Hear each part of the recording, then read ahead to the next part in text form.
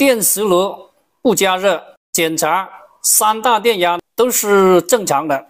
这个时候呢，我们首先要排查同步启用电阻在哪里呢？我们就找到接炉盘线圈的2个角，它这2个角呢，它有2路信号呢送到芯片的1、2角。为了方便理解呢，我给大家看一下线路图。我们找到美的的电磁炉哈，好，就是这本哈。维修电磁炉呢，有线路图的话呢，无论什么故障都不怕哈，都比较好检修。好，找到了啊，美的的电磁炉。这个呢，就是炉盘线圈的2端，它这里呢分了2路出来，通过这个电阻启样分压对地滤波以后呢，它就分了2路送到芯片的1、2角进行同步检测。这个1角的电压呢 1.05 伏左右，2角的电压呢 0.94 伏左右。这2个角的电压呢，一般的情况下不超过 0.2 伏哈。这个电磁炉出现不加热呢，经常容易出毛病的呢，就是这其中的1个角呢没有电压。比如说1角的电压没有 1.05 伏，2角呢有正常的电压，我们呢就可以判断呢2角接的这一路呢它就没问题哈。一直到这边呢，这一路都是没问题。我们呢就直接排查1角接的这一路过来，一直到这一边，到这里，到这边，再到这里，我们就排查这一路呢就可以了哈。最常见的呢就是它这个电阻呢 820K 的，这个呢是坏的最多的。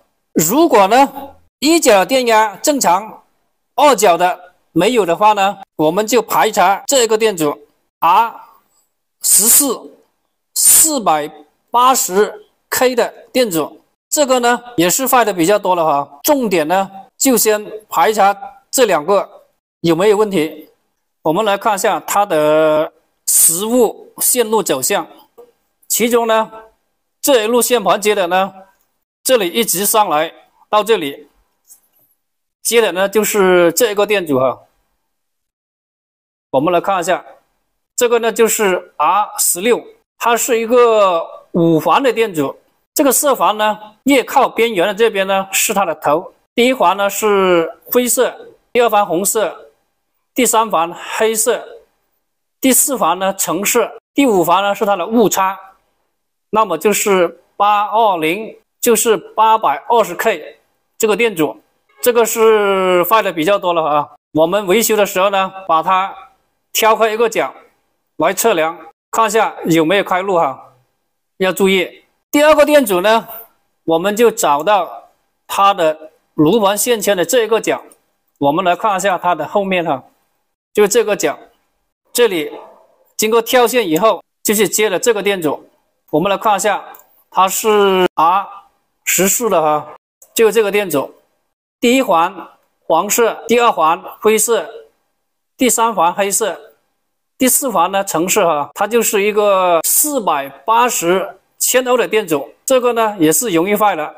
我们要判断它呢，必须把它挑开1个角来测量哈，它也容易开路。这个电阻损坏以后呢，我们找不到的话呢，可以用2个240K 的电阻把它串联在一起啊，2个220K 合在一起呢，就是一个480K 的这个同步电阻，然后经过这个电阻分压以后呢，送给这个芯片的第2角进行同步哈。这2个电阻呢是坏的比较多的，是通病哈。